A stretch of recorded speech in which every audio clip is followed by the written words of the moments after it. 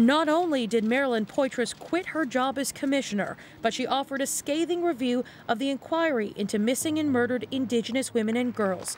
In a blunt statement, she accused some of her colleagues of overlooking Indigenous laws and protocols, favoring instead the status quo of colonial model of hearings.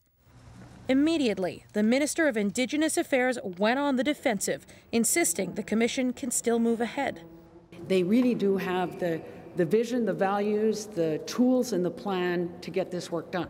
After years of pressure from families across the country, the Trudeau government promised an inquiry. But since it launched last August, there have been many setbacks.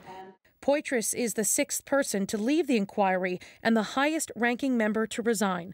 Sources tell CBC News she caused friction within the small group, but the chief commissioner remained diplomatic about the dynamic.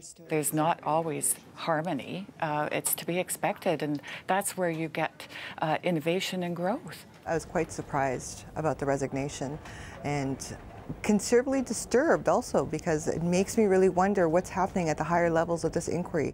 Those concerns are too much for the influential Ontario Native Women's Association.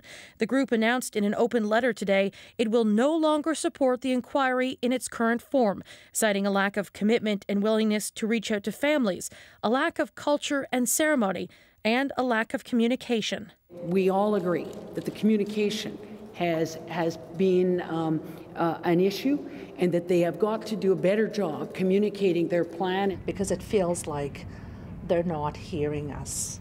Grassroots activists have been making similar complaints for months. Today, they met with the commission in Toronto. I believe that they were heard. Whether or not they're going to be responded, I mean, we've been for 10 months now with the inquiry, and we haven't progressed very much. There are no plans yet to appoint a new commissioner as a replacement, and hearing dates for now will continue as scheduled to restart in September. Katie Simpson, CBC News, Ottawa.